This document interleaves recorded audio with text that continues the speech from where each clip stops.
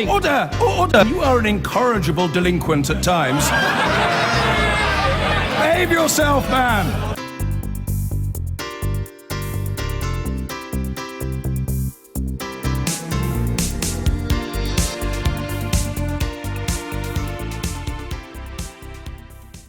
It's coming up to midday here. Just look at Big Ben. There's Big Ben. And you can mean one thing with that. Prime Minister's questions. It also means Laura Kunsberg has joined us. Welcome, Laura. Thank you. What's buzzing this morning? What's happening? What's going on? Well, I think there's huge amounts of attention on junior doctor strike, Of course, because there are thousands of doctors not going to work today around the country. Big standoff between the BMA and Jeremy Hunt, the Secretary of State for Health, and no sign of resolution on the horizon. However, I think, again, Jeremy Corbyn is going to choose, I expect, not to talk about that. Of course, the last doctor strike, we sat and thought, surely he'll raise it.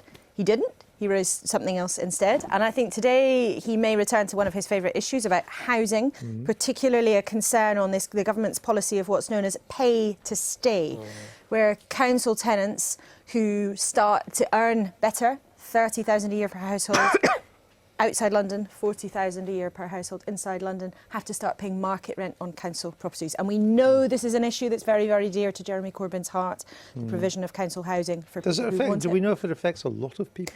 Well, there was a report at the weekend, which is why I think he might raise it today. Of course, could be wrong. But a report at the weekend suggested that 60,000 people might have to move. They wouldn't be able to afford to stay in their homes. And I think that might propel it into Prime Minister's Well, that they couldn't afford the higher rent. They couldn't afford to pay the market rent because they were earning more, but the jump between social rent and a market rent would be higher than the comparative jump in their salaries. Of course, as ever with statistics, we know sometimes PMQs descends into a sort of war of stats. As ever with statistics about the potential impacts of a policy, it's not that easy to be precise about what the impact would be. I wouldn't also be surprised if there might not be maybe a rather cheeky question in there, as Jeremy Corbyn likes to use questions from the public, from Mary Cameron from Oxfordshire. Now, just briefly explain why Mary Cameron. Indeed. The clues in the surname, I would think. Who likes being told off by their mum, not least the Prime Minister, not least publicly. But David Cameron's mum and his aunt Claire have both got involved in a campaign in Oxfordshire to stop cuts to children's services. Now, of course, this is a raw nerve for David Cameron, not just because of that particular issue, but also because his local council leader made public a letter that he wrote to him after David Cameron had been complaining about local cuts. So I think that if Jeremy Corbyn maybe has got a sense of humour, it's quite an entertaining way of raising what is a really big issue for lots of people around the country, and an embarrassing one for David Cameron at that. And he doesn't go on what's been something of a problem for the Prime Minister in the past 72 hours, which is the various stances he's taken on Europe. Well, indeed. Is that because Mr Corbyn's kind of uncomfortable with Europe? Well, look, I think there are lots of reports this morning and conversations with people who are in the shadow cabinet. Maybe I'm sure Kerry would have a view on this, that there's just a nervousness about how full throttle Jeremy Corbyn is going to be in his support for staying in the European Union in the campaign to come. Well, I saw a report this morning that he wasn't planning to take part in no major Remain rally. That's certainly something that has been suggested, and it was put to me yesterday. We'll come back to that, Laura, because very it's in such important. mode today. It failed to raise a single question about the big domestic story of the day, the doctor strike. Not one question on that. And then on this incredible, in a very bad sense, developing humanitarian crisis north of Aleppo on the Turkish border, where up to 70,000 refugees now seem to be heading that way. The combined forces of Assad, Hezbollah and Mr Putin now destroying what Mr Cameron there was talking about, the moderate factions in Syria. The myopic insularity of the House of Commons sometimes beggars belief, I would suggest. Well, I think if we spin back sort of 10 days ago, you certainly did find British politicians sounding cautious but cautiously hopeful about the peace process, so-called, that seemed to be getting off at the ground in Geneva. And of course, the Foreign Secretary has been very involved in the shuttle diplomacy and around trying to get people around the table in that. And of course, not so long ago, we spent hours in this studio talking about whether or not the government would get enough votes to back expanding airstrikes into Syria. That was a huge issue just sort of 10, 12 weeks ago in this square mile. But here, this sort of crisis has gone through into a completely, not a completely new phase, but a decisively very different phase. And yet, nothing in the House of Commons. Nothing. And yet you had the Russian ambassador on Newsnight, I think you said. No, actually on Channel 4. On Channel 4. All right, we're allowed to mention Channel 4 News. Other news programmes are available, but Channel 4 News is perfectly respectable to enhance. Good stories this week, in fact. And we had the situation with the Russian ambassador, and it's clear that we took this vote to bomb Islamic State in that part of Syria where they're active. But the Putin, Assad, Hezbollah, Iranian Guard forces are mopping up the either the moderate or the non-Islamic State forces. And we're going to be left in a position where Mr. Putin at one stage is going to say to it's us and Assad versus Islamic State. Well, whose side are you on? Well, it looks like it might pan out that way, and nobody can have been anything but moved seeing the terrible pictures coming out from the Turkish-Syrian border this week, where people are fleeing that part of Syria, this huge attack on Aleppo, thousands and thousands of civilians turning up at the Turkish border. Turkey, of course, has had an open door policy, but at this point, they have closed that border and nobody's getting through apart from the most sick and vulnerable. And of course, this is complicated, big geopolitical discussion that is a difficult thing for backbenchers certainly to raise in kind of small sort of bite-sized questions, shall we say.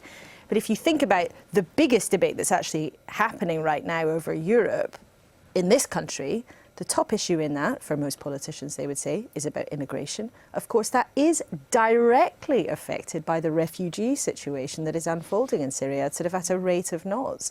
So, as you suggest, I mean, one senior politician here domestically was saying to me, we're sort of tearing our hair out. They believe that the British government and British politicians should be doing much more to talk about this issue. But right now, at the top of the political parties, it doesn't seem to be that will. And we urged, the European Union urged Turkey to close its border, its southern border with Syria, to stop them getting in. Now that there's a humanitarian crisis on that border, the European Union is urging Turkey to open the border. Well, I mean, you know, I think make up your mind. I think it's quite difficult to look at what's happened with the European Union, different countries' attitude towards migration over the last few months and conclude that there's very much going on other than a sort of chaotic approach that's not being very effective. You've got some countries putting up borders and then lifting them, closing them, you know, all over the place. And talk about transit camps and being talk built about transit now. camps. And of course, earlier this week, the Prime Minister trying to, or suggesting that as part of our debate over migration would be the prospect of having camps, the jungle as it's known in Calais, suddenly arriving on the coast of Kent. So this is an issue here in the biggest debate of the year, but it is not something that as yet sort of punching its way into the chamber. And it's gone even beyond the argument of another million refugees coming in this year, or migrants, whatever you want to classify them, as a million came in last year, because it is quite clear that as the Assad Putin forces mop up there, people are terrified. They're terrified because they know what they remember what Assad's father was capable of and what he's been capable of and what Russia is capable of. And I was watching some interviews with these refugees. They just need to get out, and there will be a pressure now on millions more to get out there. And it reaches a scale. I mean, I saw there were some reports today that NATO may well have to deploy warships in the Aegean Sea to try and cope with what is now going to be a massive influx. This January alone, 10 times as many people risked that terrible voyage from Turkey into Greece than did in January last year. Well, it does make you rather wonder when you talk to ministers privately about the timing of the referendum. There's just been huge focus on getting the European referendum done at the end of June, in part because there's a fear about there suddenly being a big uptick in the migrant season, as some people call it, and people doing the crossings over the summer. That feels rather misplaced now. Yes. This is happening in front of our eyes. It's a 24/7 migrant crisis. Indeed. There's another 35 people killed only 24 hours ago. And what about the camps in Jordan and Lebanon? They are now at capacity or have been, even with the money coming from the government. The Jordanians just say they can't take any more because they have huge numbers. It does sometimes make our arguments as to whether there should be a refugee camp in Calais or in Kent slightly de minimis. Well, the humanitarian crisis happening in the Middle East and Northern Africa is quite appalling. You're talking about 50 million plus refugees in that part of the world. And that's why it is important to provide the humanitarian aid in the region, which we have done as a government. £1.1 billion being spent. And there's another billion from us and more from others coming up too, though, as we know from the secret minutes now of the Turkish president with Mr. Tusk and with Jean-Claude Juncker, he pointed out you gave 400 billion to Greece last year. Well, bailout's a slightly different issue from hard But you cash. see the point, though. Yes, there's a huge difference in scale, but of course that money does come back eventually when it's for bailouts. But this is important. £1 billion from us. The agreement reached recently with other European nations about putting more money into humanitarian aid is very important. And that's a better way of deterring, actually, this transit across dangerous journeys across the Mediterranean, which is the alternative. Except that what is happening would just seem to overwhelm almost everything we do at the moment. It's a daunting prospect. Yeah, and I think that's the problem. It's one thing giving assistance to the countries that are holding refugees that have come immediately over the border, but as we've heard now, you know, they were absolutely at breaking point. I went out to Jordan very early on in the conflict to see the camps then, and but since then it's absolutely grown exponentially. So it's not enough in itself to just be focusing efforts on giving aid to people there. It's a far bigger issue. Well, it's a huge issue. One question at question time on it, but at least we spent some time discussing it. Laura, thank you very much. See you next week. Indeed. No, there's a recess. Recess next week. So Otherwise it'll just be the two of you. Crucially though, next week is the summit in Brussels. It is at the end of the week, isn't it? Friday. A week tomorrow. So Wednesday night I'll be in Brussels looking ahead to the next day, and by the end of the Friday, we may well have the deal. So when we meet again, I'll may all be done. I'll watch you. You'll have a I'll be copy of watching it. you from New York.